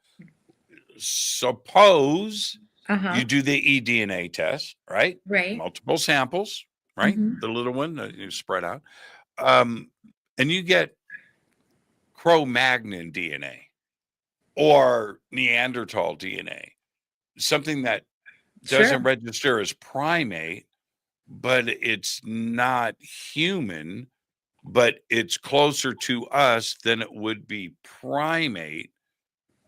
But would that come back as hominid? You know what I mean? Sure. And Yeah, and that would be wild, and that would be, I mean, that would throw science into a loop. That would be amazing, but we haven't found that. yeah. We haven't seen that. Well, Well, we could. I think about this a lot. Okay. Now, yes, could Bigfoot be Chewbacca from another planet? Yeah, I'll throw Sure, why that not? on. Yeah. I'm right there. I'm At this okay with point, that. it could be anything. Yeah, I'm okay with that. But what if Cro-Magnon survived? What if it's that we're seeing, or Neanderthal, and we're going with Bigfoot and Sasquatch. I understand. I get it. But what if it's something like that and we are way off the mark? And I think that would blow. the world would have a more difficult time in believing that Mm-hmm. than UFOs I agree. or And Atlantis, right? I think that is what really holds people's like long term fascination with this is we are always seeking for answers about ourselves, right? And more understanding about ourselves and where we came from and what we're related to and where we are in the sort of like the animal hierarchy. And anything that threatens that would be like people would just reject it. But I think it's that sort of that quest to continue to understand where we came from and who we are and our place in on this planet is really what drives that sort of that amazing fascination with Bigfoot, which I don't think is going to go away anytime soon. And then we have discussing these groups of researchers. Then we have another group that pulls in psychics and mediums Mm-hmm. to communicate telepathically with Bigfoot, and they feel that they are. And they set up meetings and go and hang out with Bigfoot because Bigfoot is telling them, we're going to be at such and such a place this spring. Come and hang out with us. Do you think that we can, if it's an advanced species, can they talk telepathically and can we communicate with them? I don't know, but it's funny that you would bring this up because I've definitely met a number of people that have said that they have communicated telepathically with Bigfoot. And I've been listening to a podcast called the Telepathy Files. Oh yeah, Yes. it's great. Oh yeah, I've listened to it many times. Yes. Amazing podcast. And I mean, so you know, right, that there are in fact scientists that are now investigating whether this even just being telepathic can be a real thing. And it's mind-blowing and fascinating. And when you hear the stories, so for those of you who haven't heard of this podcast, basically it's a scientist who is working with children with autism who are nonverbal, and all of these parents were coming forward saying, I'm pretty sure my kid can read my mind. And these kids have an accuracy of like 95 to 100% in knowing what their mother is thinking. Like they are in totally separate rooms. The mother is given a picture. The kid is asked, what is your mother looking at? And they get it right every time. And there's children who know what their mother did all day. Like they went to Target, they went to the gas station. They can't hide candy anymore. No, Yeah. like, I mean, I would Right. be terrified if my kids could read my mind like that. Like, I would just like, oh my God. But here you hear the research, like the testing that these scientists are doing. It's pretty scrutinous, right? And even bringing in neurologists that are doing brain tests and seeing the activity and the connectivity, right? And yet the scientific community still won't accept it as like evidence or legitimate yet. I mean, I hope that changes because I think that there is something, a phenomenon there. And this is getting back to the science doesn't have all the answers, and science has yet to almost know what it doesn't know or comprehend things and understand things that I think are coming more and more to the forefront. Like it's sort of unbelievable. So is it possible for something to communicate telepathically? Maybe, right? But is there a Bigfoot Birds out there do. doing it? I don't know. Yeah, you see a flock of birds in formation doing crazy stuff, Yeah. right? That's Yeah. telepathy, man. I don't care Right? what anybody wants to say about that. But so you're suggesting that if Bigfoot is real, Mm-hmm. then sure, why not the possibility of a telepathic communication? It's possible. Yeah. Like what isn't possible? I mean, really, because so many things that we have deemed impossible have completely been turned on its head. Like absolutely it can be. So we have that. And then we have the argument from another group of Bigfoot researchers that says, okay, Bigfoot is telepathic, but they're knocking on trees to communicate. Right. Okay. And that makes that's sense. Yeah, right. and there's a lot of conflicting information with these different beliefs, right? Like, so for example, if Bigfoot is, um interdimensional and all of these things, and it can cloak and all of these different theories, why is it leaving, why is it leaving indentations like in the ground, right? Like, why is it leaving footprints? Like, why bother leaving footprints?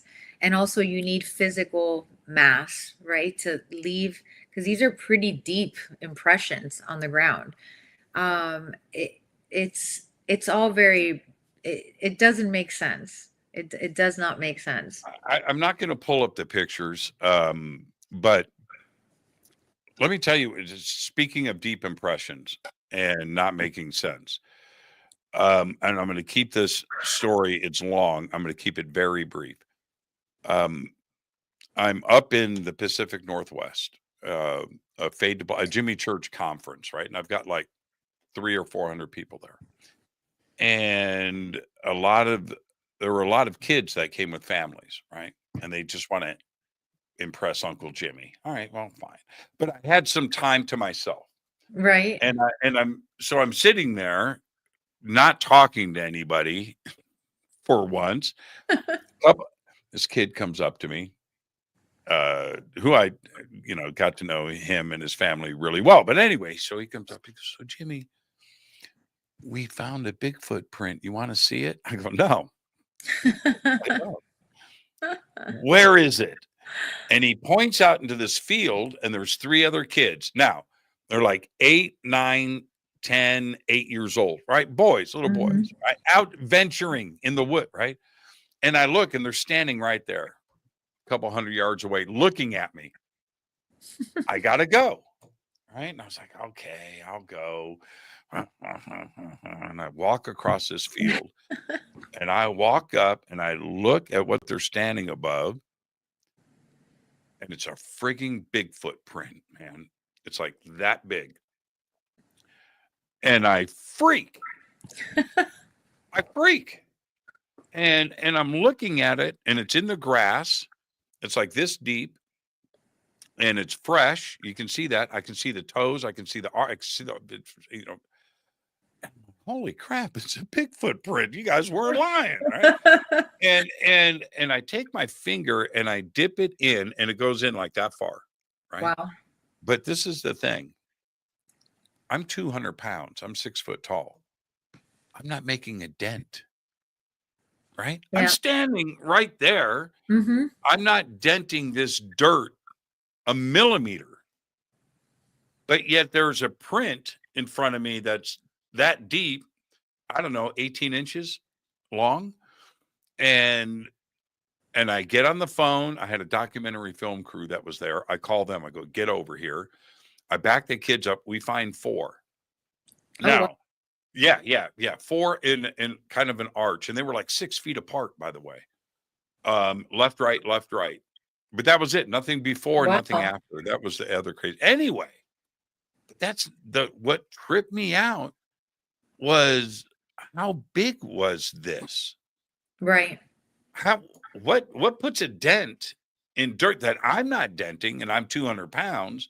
What is doing this? Now, okay, let's say it's really Bigfoot, but what if it's somebody hoaxing?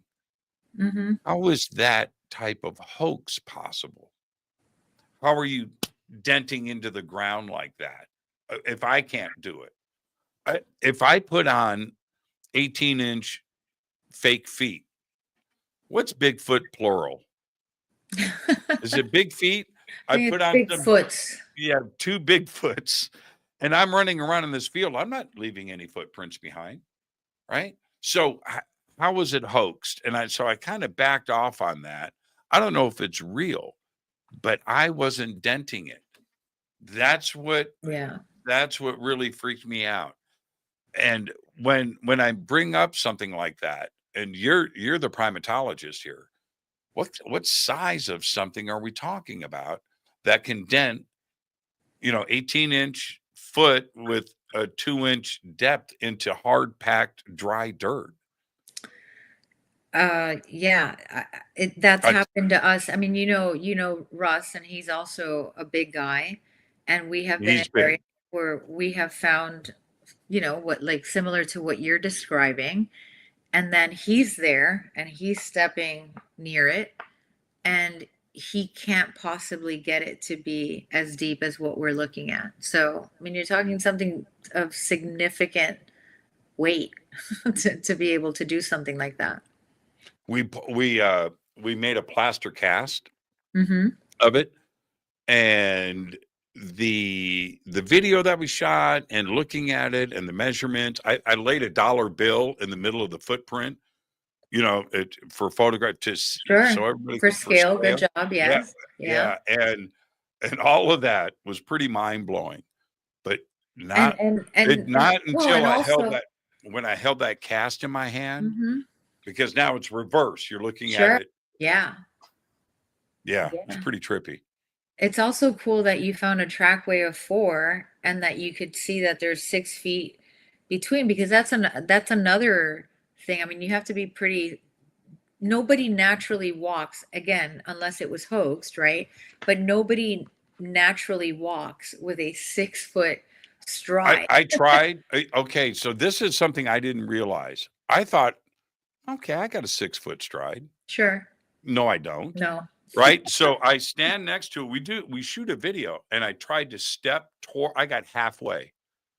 Wow. I got halfway to the next step, and it arched towards. We had a bunch of campers and RVs there with different families, and it arched right towards this camper.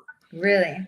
And the husband and wife, whose camper that was, standing next to me, and I go, whose RV is that? Because this goes straight to that RV. He goes, it's mine. They moved it. They moved it. Yeah. So what happened Yeah. to the prints? Where are they now? The casts, sorry. Oh, no, I don't have, my friend has them. Yeah. But were they analyzed by anyone, or? No. You should. Well, like I said, I can send you all of this. The cast is in Canada. I think we made 2. We found another footprint. Oh, okay. All right. So this is the other thing. That same group of kids, four little troublemakers, right? They're out goofing around, and they come back like the next day, and they were way out. This is like 75 acres we're on. We found another Bigfoot print. I go, dude, You're like, no, stop it. I'm not doing it. I'm not doing it again. And they found it by the gate, and we poured a cast of that one too as well. And then what do you make similar, of that? Okay, similar to the other one? A little smaller, but not much. Not Interesting. much. And we ran out of cast material. So Mhm. it was like half as thick as the first one that we poured. We only had one bag. Yeah, right. Anyway, that night, so we were all like on Bigfoot watch. Okay. Sure. Somebody's dog that was Mhm. there chased violently, chased something up the fence line for like 100 yards. Wow. We didn't see what it was on the other side of the fence line. We could hear it. And the dog didn't. It was a wooden fence too, by the way. The dog didn't jump through the fence, which the owner was like freaking out. We didn't know if it was a mountain lion or what was going on, but the owner wanted to get to the dog before it jumped through the fence and started chasing something. Anyway, we could hear what it was on the other side. It was big and running through. I didn't know if it was could have been some dude, right? Sure. Yeah, but that it was all these things happened right in a row. Now, did I see Bigfoot? No, I didn't. But those prints really messed with me.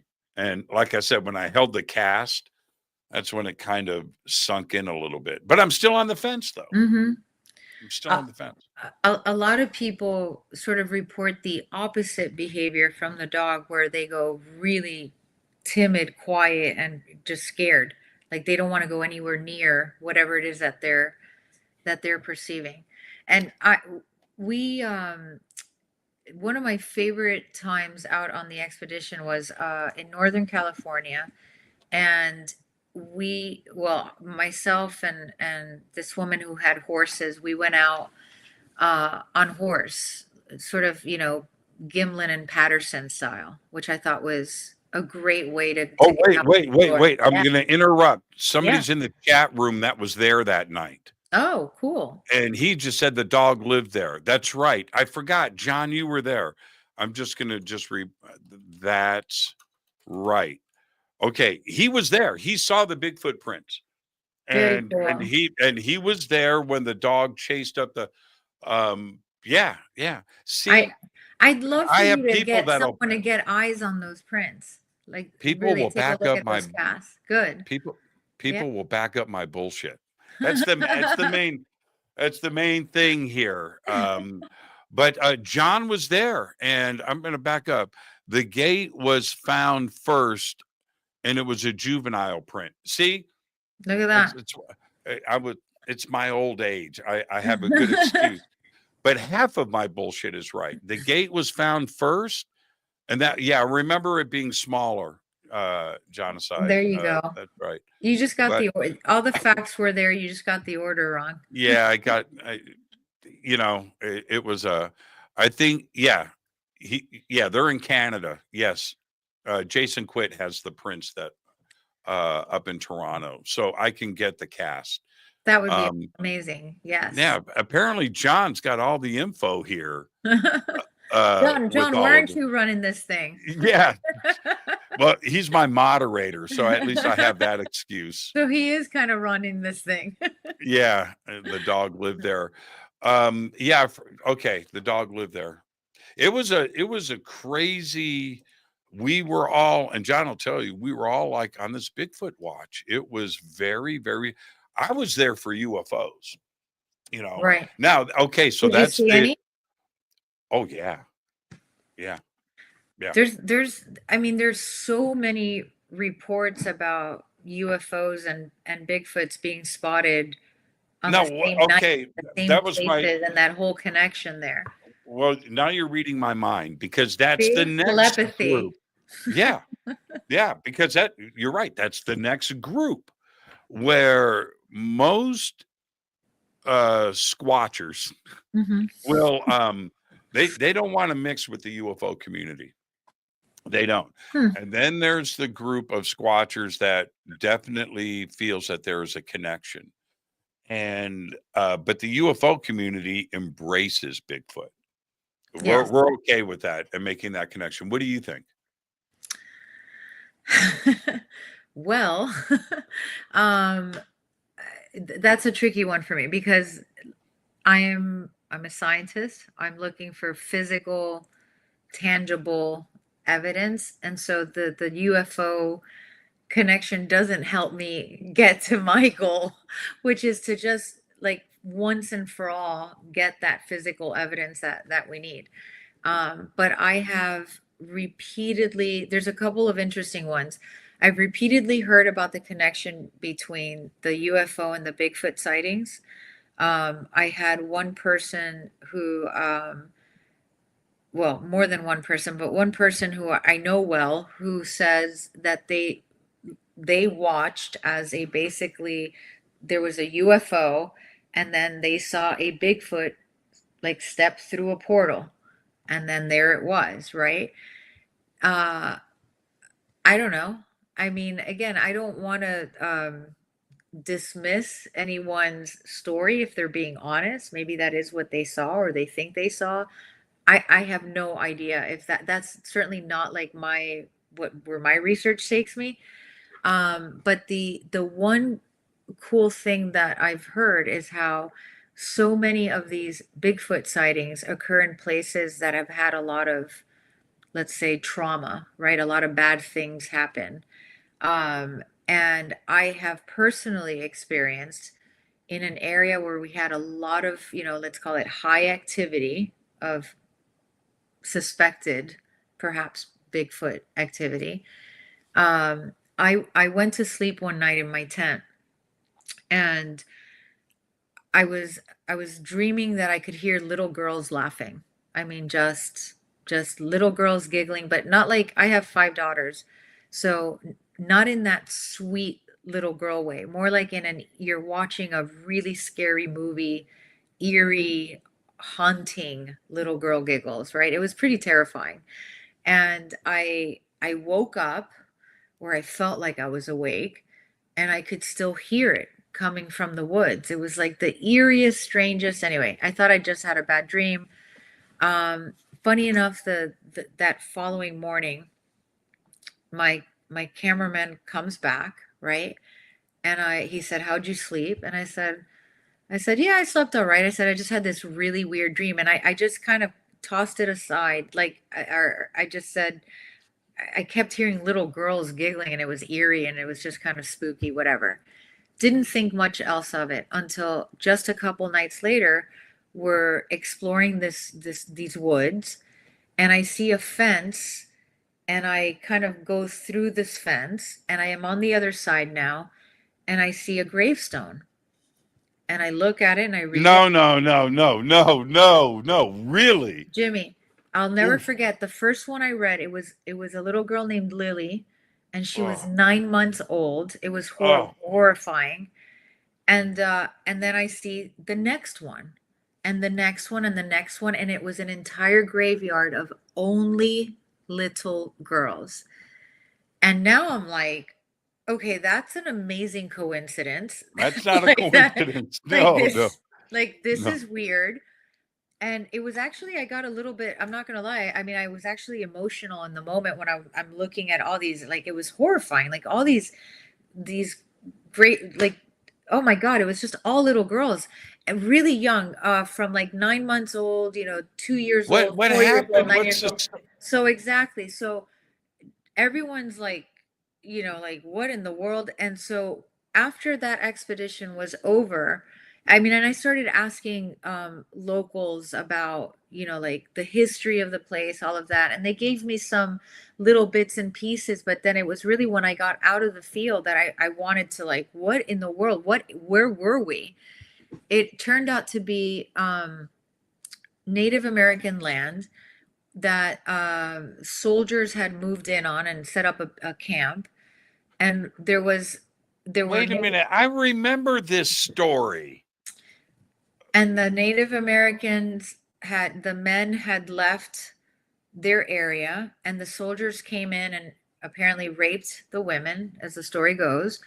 And then in retaliation, the Native American went to the US soldier camp, and they just started, like, killing, right, the women and kids. And the mothers who survived their daughters' deaths all buried them in this one area. That's the story that I got. But I just, it was a very, I mean, it was just a very vivid, real. Well, what does that feeling tell you? game. What does that tell you about reality? That Oh, it's we so don't complex, understand. isn't it? Yeah, yeah. It's so complex. And when you start talking about telepathy, it gets even more complex, because there's this consciousness that is seemingly removed from our physical bodies. I mean, yeah, listen, it's all fascinating. And I, like I said, we don't begin to understand all of these things. Do you start to question because of your academic background and what it takes to achieve in academics what you have? That's a lot of work, right? Yeah. But it's also pragmatic and black and white. Very. And now you're stepping out into this. This isn't what you were taught.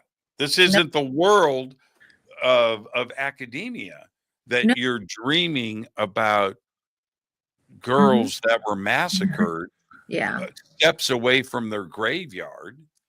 That's not supposed to be reality, is it? No.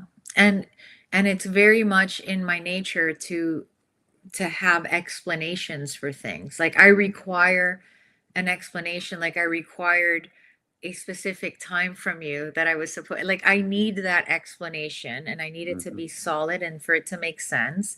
And it is really tough. And I'll tell you what, I have had one other similarly eerie, right, situation, very far from here. I was actually on a gorilla expedition in the Congo, and had been trekking for hours, got up to the edge of a river, and had to do this massive river crossing to get to the gorillas right on the other side.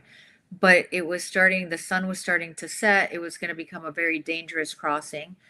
And so I decided to basically take up a little room at, they call them hotelis. They're like little huts on stilts. And they rent them out to local villagers who are, traveling on foot. Anyway, I went and stayed in one of those. And I was exhausted, as you might imagine, from just the expedition. So I went right to sleep. And I in my dream state, right, which is also another interesting thing, but in my dream state, I started seeing hands. I mean, it kind of looked like this, like coming closer and closer. And they were just like right here at one point. All the walls, what I failed to mention, all the walls of this hut in my dream had transformed into prison bars, like a prison Ooh, cell. okay. And these hands were coming through and through, and as they got closer, like I kind of like, I mean, I sat up awake because it was so intense, and I could still see sort of the residuals of the hands as I'm waking up. It's like that funky dream state. Anyhow, I mean, it was just a horrible nightmare again. I go the next morning and I'm turning in this little wooden keychain with the key hanging on it. I'm turning it back in, thanking everyone. And the guy looks at my key ring and he says, "Oh, you were in number 5." I'm like, "Yeah." And he said that's where they used to bury the slaves and the prisoners, over that area, or under that area. Anyway, I was like, seriously?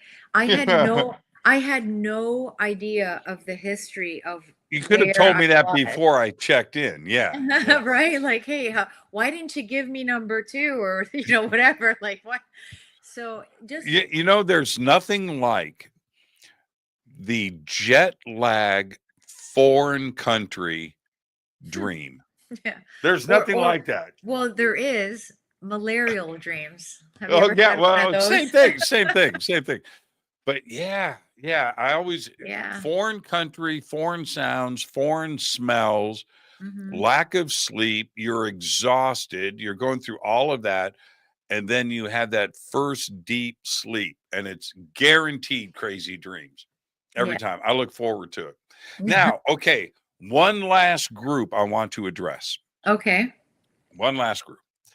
And it's the group that has the belief system that Bigfoot are spirits that manifest into our physical reality, but live in trees and live in the forest as spirits, and Hmm. then come out and achieve a physical form for a brief moment, and then they go back into the spirit world. They're Hmm. not interdimensional or coming from another reality. They Right. are spirit beings. What's your take on that? I haven't run across that group, to be honest Oh, with you. really? You haven't read the books? Oh, yeah. That one's a little bit new. Well, I mean, I read a lot about all of these different things because I like to be familiar with the stories, especially because I do talk to a lot of witnesses, and and I work with different people with different theories on it, right? So I want to be able to have, but but frankly, I'm always sort of following the science books, right? Like I'm following the textbook and what evidence we would need. One thing we haven't talked about is the fact that I have actually discovered and described a new species of primate. I know what science requires, and I know what to look for, and I know what to put together. And I also know that historically there's been different ways of doing that doesn't in fact require a body. And for the record, I did not kill the animal that I discovered. In fact, I absolutely refused to take a living creature that I just newly found and discovered and then stuff it in a museum drawer. So I eliminated that from the sort of the requirements, right, of what it takes. The bag and tag it. the You're physical type specimen going in a drawer. I mean, Mm. that's antiquated thinking. Mhm. You know, we don't even know how many of these animals are in the wild. Like, what if, anyhow? So I don't subscribe to that at all, for the record. But I also know that in the past, like, you could do it off, yes, of course, DNA, but also just morphology. I mean, there's a lot of like different lines of evidence that you can use to prove a species. And so I'm always like, while I try to learn as much as I can about all of these other sides, for me, it's never going to move the needle where we want it to, which is to scientifically prove it. And so, no, this is one area that I had not heard from, other than, Oh, there's more. I've had oh gosh, everybody on this show. I bet there Yeah, is. yeah, I've had everybody on the show. But how cool would it be if you were the doctor who discovered the smallest primate and the largest? I mean, That's pretty cool. that would be like the dream, the dream, the good dream. Anyway, it would be amazing. And from the very start, I have always thought, if I could find the smallest primate in the world, then damn, I should be able to find the largest. You would think it'd be easier. What are Right? those little monkeys you can buy in Nevada?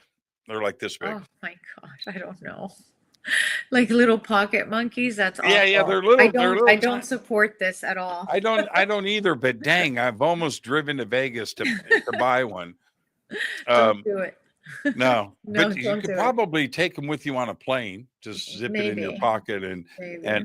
now one last question, and it's an honest one, Okay. and I want you to take this the wrong way. You Okay. want me to take it the wrong way? I do. Oh, that's okay. That's presented differently. Go ahead. Welcome to Fade to Black. I have always said, not only with Bigfoot shows, but with a lot of these types of shows that I'm on, that we know the ending. Right. We know the ending. Yeah. And it's not going to be the ending that we want. Now, and I'm not being hypercritical here. I'm just painting reality. Sure. But if you guys, because you're into 6 seasons now, Mm-hmm. and you want that to go 20, that'd be cool. But you can't do 20 if you discover Bigfoot. Sure you can. But if you would read. well, let me get Sure to you the can. question. Let me get to the question. If you did discover Bigfoot, do you air it? Of course, without a doubt.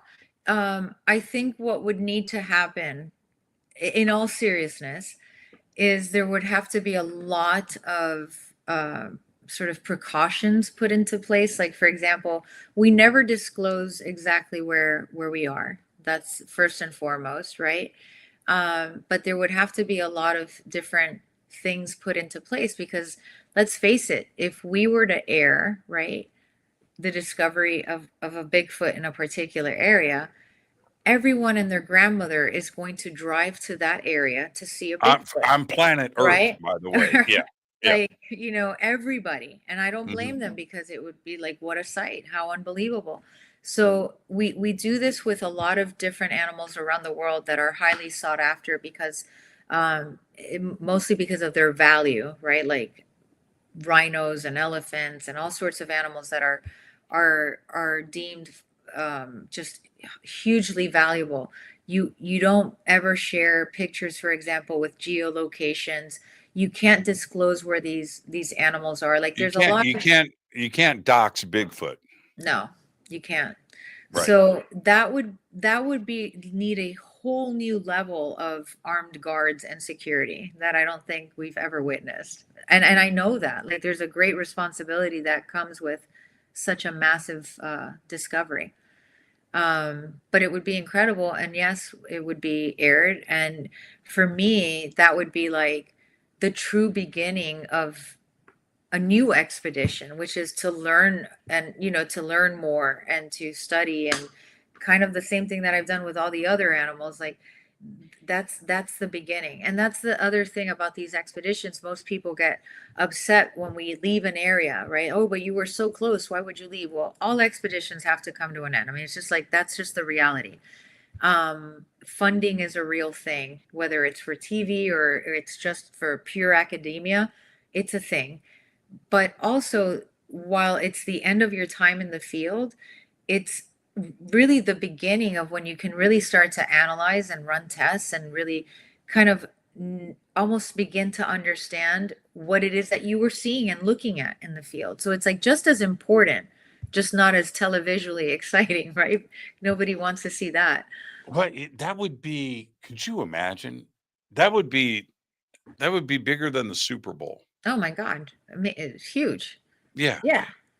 Yeah. Oh, Oh my, I would be the happiest scientist on the planet because honestly, because it would be so full circle. World's smallest, fits Yeah. in the I palm know, of your right? hand.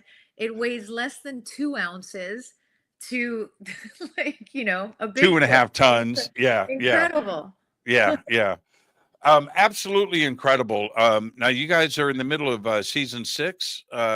Is season 7 shot and that's done, or what's next? So the last season just finished airing on Discovery Channel, and it's now streaming on Discovery Plus. Mm-hmm. So you can still catch it. As far as the next season, we'll know fairly soon, but we still don't know. We're all arguing about where we will go next, but we still don't know. Let's talk about that for a second. Sure. Most people think that you, because you're part of the show, or me because I'm on TV, Yeah. that I know the secrets of network television, Oh my and you God. know the secrets of network television, I and know. you know exactly what's going on. You don't, do you?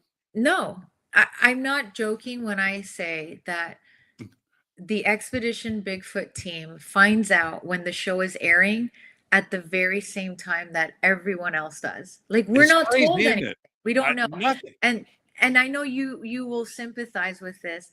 I also do not control the music that's played during the show, or whether or not my hair was down in one scene and then up and then down again, because editing is an amazing thing, and I have no control over that. And there are, for purposes of telling the story, yes, my hair may have gone up or down in the transition of where like nothing was happening, and then suddenly we're back in action. And so it's very funny and when does it air in Sweden? I don't know. Like, I don't Yeah. even know when it's going to air in the US. It's the biggest mystery here in Hollywood. It is. How networks make decisions. Oh It's my like God. the craziest. That would actually be a fun show to film, I think, and we That'd would be a solve fun a show. big mystery there. It'd be a best-selling book, I can tell you that right now. And that'd be bigger than Expedition Bigfoot. Yeah. Expedition Network Executive. Expedition Network execs. I love it. Absolutely. Mireya, perfect show. Thank you so Oh, much. thank you, Jimmy, for having me. This was fun. Yeah, it was excellent. And give my best to the crew and tell I everybody will. I said hello. And good luck on your season 7, which will be happening. And I look forward to our next conversation. Thank you so much. Thank you so much. Take Go care. find me some big feet, okay? Will do. Bye. I'll talk to you. Perfect night on the show, everybody. That was perfect. Before I've got 30 seconds. I love Bigfoot shows. And one day I'm going to get pushed off this fence. I just am. What am I doing tomorrow night? Today's what? What am I doing tomorrow night, everybody? Let me look it up. Let me figure this out. Tomorrow night on the show. Oh, Stephen Bassett is with us. Stephen Bassett is back. UFOs tomorrow night. Hollywood Disclosure Alliance. All of that and much more. I'm your host, Jimmy Church. But for now, all I've got is Go Back Lee Tappy. Fade to Black is produced by Hilton J. Palm, Renee Newman, and Michelle Freed. Special thanks to Bill, John, Dex, Jessica, Dennis, and Kevin. Webmaster is Drew the Geek. Music by Doug Aldrich. Intro, Space Boy. Fade to Black is produced by KJCR for the Game Changer Network. This broadcast is owned and copyrighted 2024 by Fade to Black and the Game Changer Network, Inc. It cannot be rebroadcast, downloaded, copied, or used anywhere in the known universe without written permission from Fade to Black or the Game Changer Network. I'm your host, Jimmy Church. Go back, Lee Tappy.